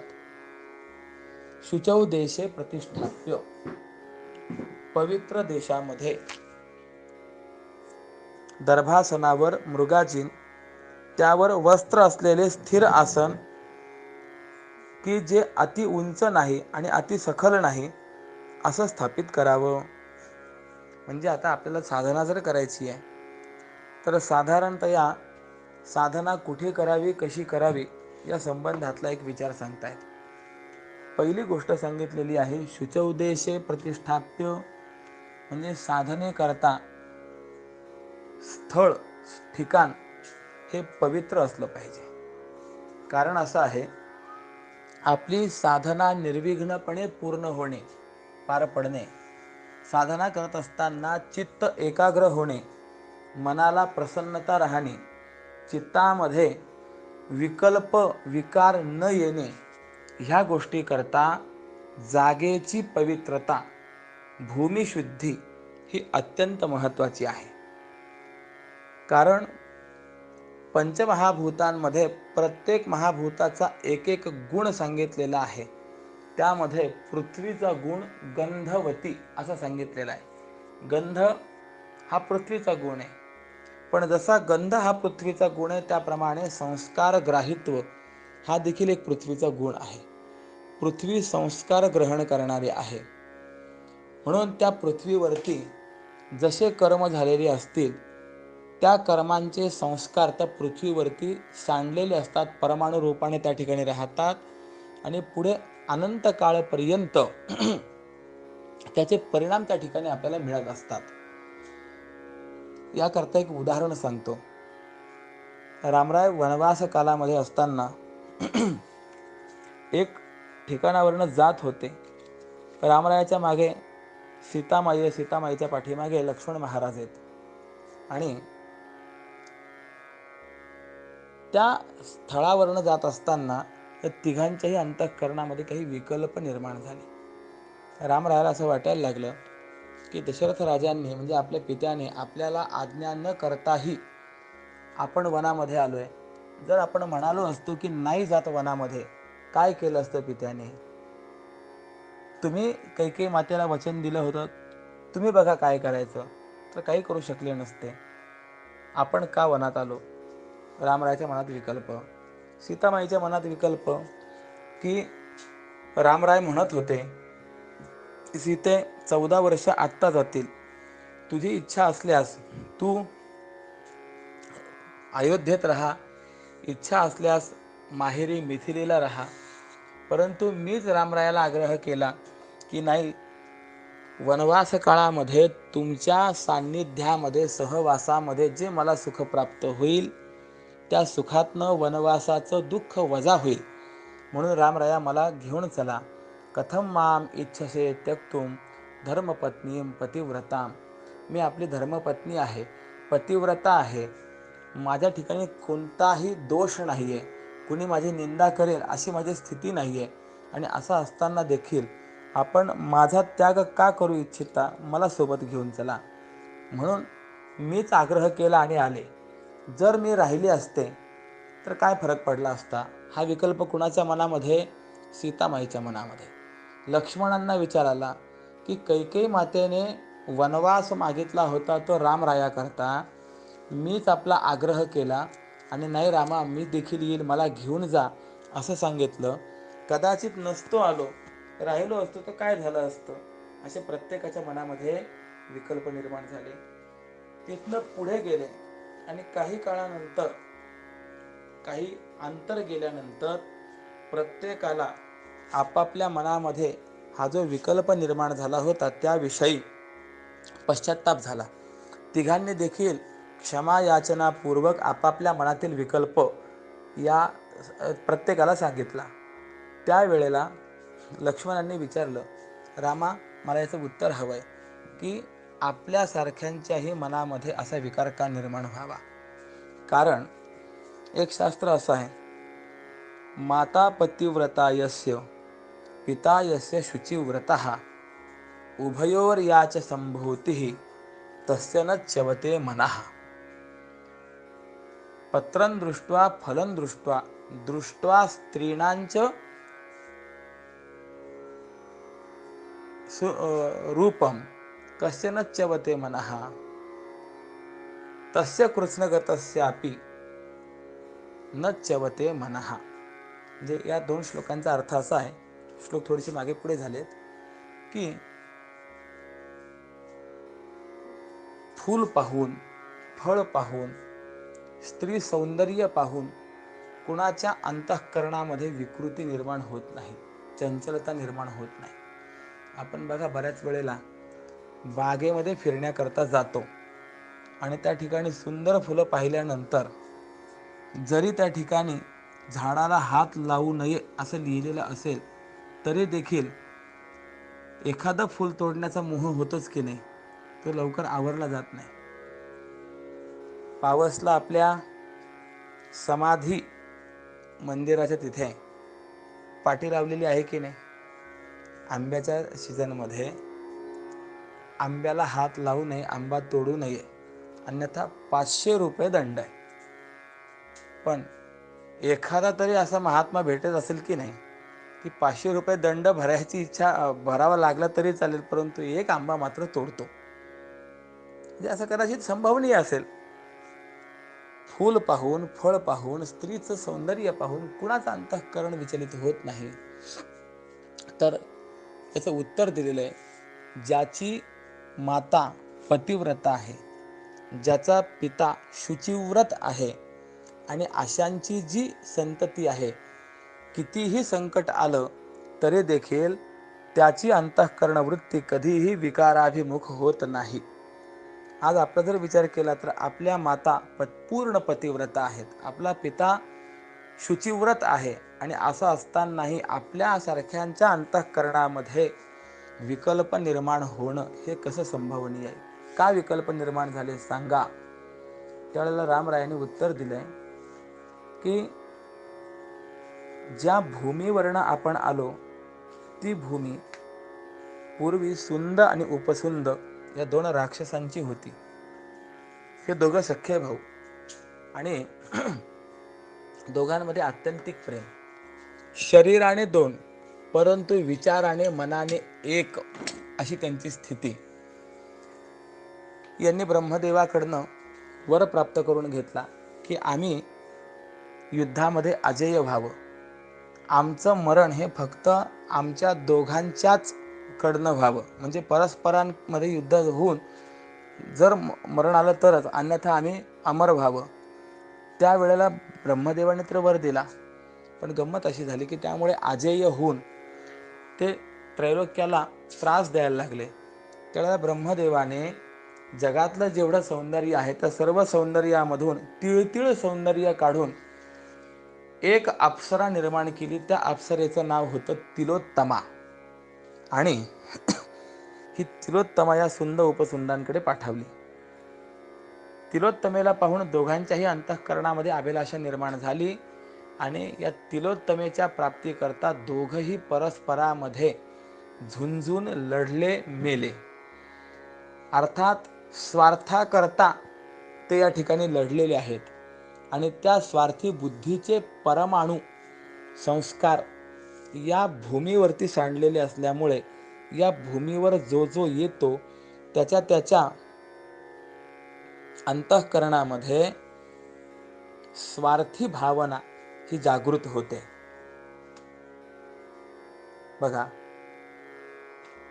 भूमीवरच्या त्या परिणामांचा परमाणूंचा परिणाम रामचंद्रांसारख्या महापुरुषांच्या जर अंतःकरणावरती घडत असेल तर तुमच्या आमच्या अंतःकरणावरती घडेल यात काय नवल आहे? म्हणूनच असं आहे, घरामध्ये आपण जी साधना करतो तिच्यापेक्षा गाईच्या गोठ्यात केलेली साधना ही विशेष फळद आहे. गाईच्या गोठ्यात केल्या जाणाऱ्या साधनेपेक्षाही देवालयात मंदिरात केली जाणारी साधना ही अधिक फळद आहे, आणि यापेक्षा तीर्थक्षेत्रावरती केली जाणारी साधना ही अधिक फळदायी. कारण की त्या ठिकाणी अनेक ऋषीमुनींचं, संतांचं, प्रत्यक्ष परमात्म्याचं गमन आगमन घडलेलं असतं आणि ते परमाणू त्या ठिकाणी सांडलेले असतात. ती भूमी प्रभावशाली असते. पवित्र असते. म्हणून साधनेकरता अशी पवित्र भूमी निवडावी. शुचौदेशे प्रतिष्ठाप्य. त्यानंतर जी बैठक आपल्याला स्थैर्य प्रदान करणारी असेल, सुखकारक असेल, अशी बैठक असावी. या पुढे सांगतात ते आसन कसं असावं. नात्युच्छ्रितम नातिनीचम. फार उंच नाही, फार खाली नाही. कारण की फार उंच जर असेल तर साधना करता करता तिथून पडण्याची भीती अंतःकरणामध्ये राहील. आणि खाली जर असेल तर खाली जे सरपटणारे वगैरे जे काही कीटाणू वगैरे आहेत यांचा प्रश्न उपद्रव होण्याची संभावना नाकारता येत नाही. यामुळे ते फार खाली नसावं, फार उंच नसावं. आणि कसं असावं तर चैलाजिन कुशोत्तरम. याचा अर्थ आहे की प्रथम दर्भावर मृगाजिन आणि त्यावरती रेशीम वस्त्र किंवा लोकर. या आसनाच्या संबंधाने बराचसा विचार शास्त्रकारांनी सांगितलेला आहे, परंतु तो आत्ता मी व्यक्त करत नाही. असो. आणि मग त्यावरती साधना करावी. अर्थात आता देश सांगितला, बैठक सांगितली, फार उंच नको, फार खाली नको हेही सांगितलं. आणि आसन जे आपण बसण्याकरता घेणार ते कोणते असावेत तेही सांगितलं. दर्भाच्या आसनावरती ज्ञानाची सिद्धी होते. हरणाच्या कातड्यावरती मन स्थिर होतं. आणि लोकरीवरती यशप्राप्ती किंवा ज्या हेतूने आपण हे कार्य करत आहोत, जी साधना करत आहोत, तो हेतू साध्य होत असतो. प्रत्येक आसनाचं वेगवेगळं फळ आहे. जमिनीवर बसून आपण जर साधना केली तर काय फळ, लाकडी पाटावर बसून साधना केली तर काय फळ, सुती कपड्यावर बसून साधना केली तर काय फळ, वाघाच्या कातड्यावर बसून साधना केली तर काय फळ, सिंहाच्या कातड्यावर बसून साधना केली तर काय फळ, असं सगळं वर्णन आहे. आत्ता मी त्याचा विस्तार करीत नाही. तरी विशेषे आता बोलिजेल, परी ते अनुभवे उपेगा जाईल, म्हणून तैसे हे एक लागेल स्थान पहावे. या श्लोकावरती जे व्याख्यान केलेलं आहे ते व्याख्यान बघा. अर्जुना, तुला हा योग मार्ग मी विशेष प्रकारे सांगतो, परंतु या योग मार्गाचं केवळ श्रवण केल्याने उपयोग होणार नाही, तर प्रत्यक्ष अनुष्ठान करून अनुभव घेतला तरच ते उपयोगाला पडेल. म्हणजे खोकला जर झाला आहे तर खोकल्याकरता औषध कोणतं आहे? आडुळसा आहे, श्वासाहारी आहे, एवढं फक्त ऐकून होणार नाही, तर प्रत्यक्षात तुला ते औषध घ्यावं लागेल तर उपयोग होईल. म्हणून साधक योग्याला या मार्गाच्या अनुभवाकरता प्रथम एक उत्तम स्थान पाहावं लागेल. त्या स्थानावर समाधान मिळवण्याच्या इच्छेने बसल्यावर उठून जावंसं वाटू नये. म्हणजे स्थान कसं असावं की तिथे बसल्यानंतर आता इथून उठून जावं असं वाटू नये. आणि असं स्थान असावं की जे स्थान पाहिल्याबरोबर वैराग्य दुप्पट व्हावं. एक अर्धा तासाने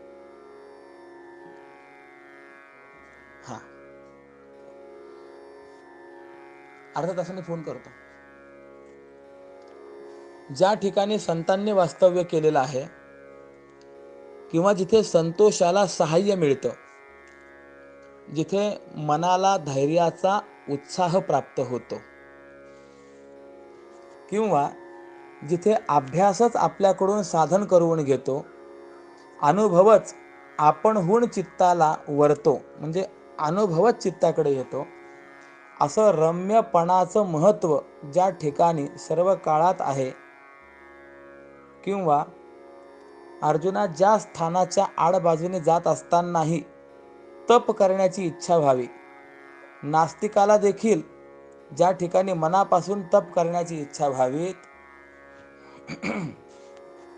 किंवा एखादा ग्रामस्थ व्यवहारी म्हणजे एक खेडूत गावंढळ मनुष्य हा स्वभावतःच कुठून तरी वाटेने येत असेल आणि अकस्मात जर त्या स्थानाला प्राप्त झाला तर तो मोठा विषयासक्त जरी असला तरी त्याला पुष्कळ कामाची घाई जरी असली तरी तिथला रम्यपणा पाहून तिथून माघारी निघून जाण्याचंच तो विसरला पाहिजे. अशा रम्यपणाने जे न राहणाऱ्यालाही राहायला लावेल, जे दाही दिशा भटकणाऱ्यालाही एक ठिकाणी बसवेल, जे वैराग्याला देखील थापट मारून जागृत करेल, किंवा जे स्थान पाहिल्यानंतर समृद्ध राज्य देखील टाकून द्यावं आणि इथेच समाधानाने राहावं असा भाव विलासी माणसाला देखील जे उत्पन्न करतं, ह्या मानाने असं जे अत्यंत रमणीय स्थान आहे, तसंच जे अत्यंत पवित्रही आहे, ज्या ठिकाणी जणू डोळ्याला प्रत्यक्ष ब्रह्म दिसतं, आणि आणखी एक त्या स्थानात गुण पाहावा असं स्थान या साधकाने योगमार्गाच्या साधकाने साधनेकरता निवडायचं आहे.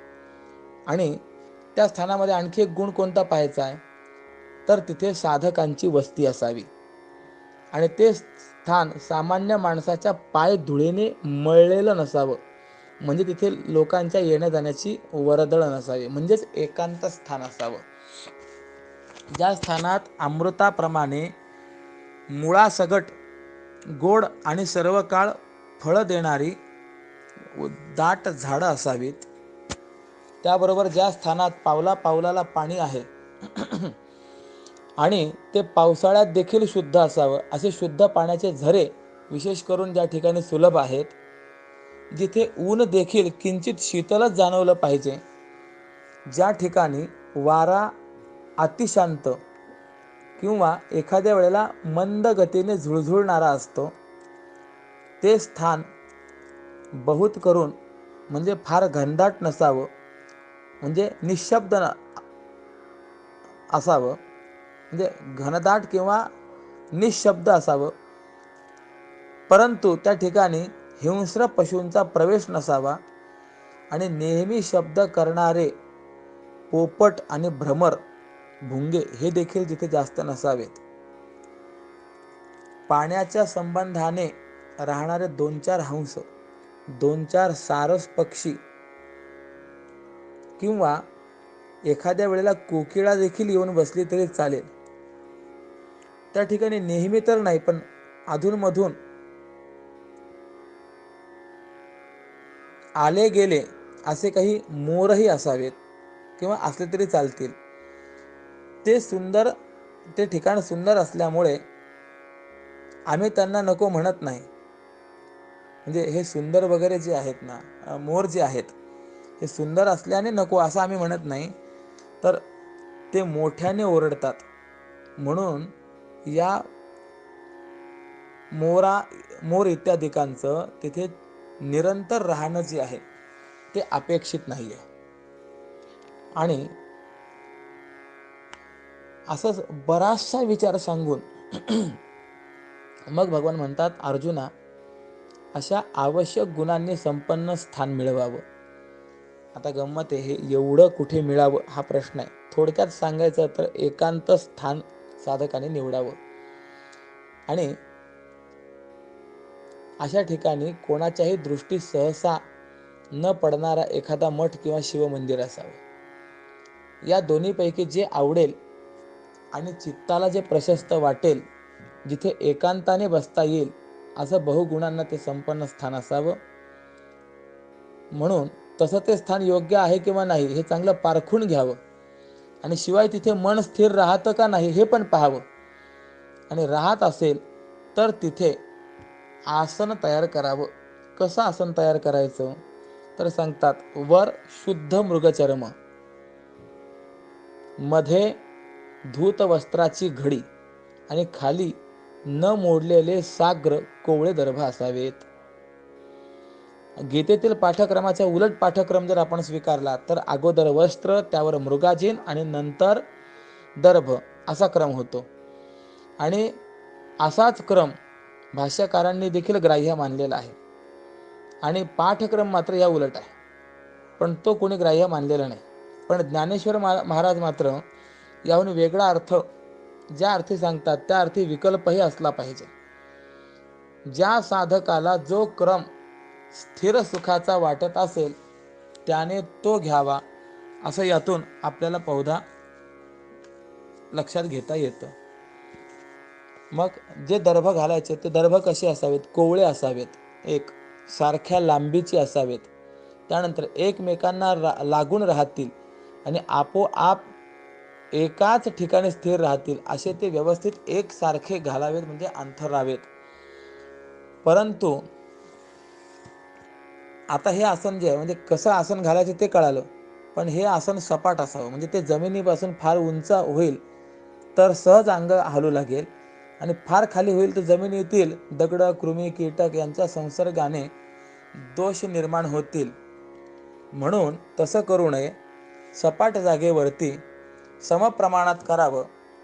अशा पद्धतीने योग साधने करता ठिकाण कोणतं असावं, बसावं कसं आणि आसन योजना कशी असावी इतका विचार मांडला आणि मग सांगतात की अशा पद्धतीचं आसन घालून मग त्या ठिकाणी मन एकाग्र करून ती योग साधना करावी. तर ती मन एकाग्र करण्याची साधना किंवा पुढील योग साधना कशी करावी याचा विचार हा आपल्याला उद्याच्या सत्रामध्ये ऐकायला मिळणार आहे. आत्ताचं हे वाङ्मयीन पुष्प भगवत चरणारविंदी समर्पित करून माझ्या वाक्प्रपंचाला पूर्ण विराम देतो. पुंडलिक वरदा हरी विठ्ठल. श्री ज्ञानदेव तुकाराम पंढरीनाथ भगवान की जय. माऊली ज्ञानेश्वर महाराज की जय.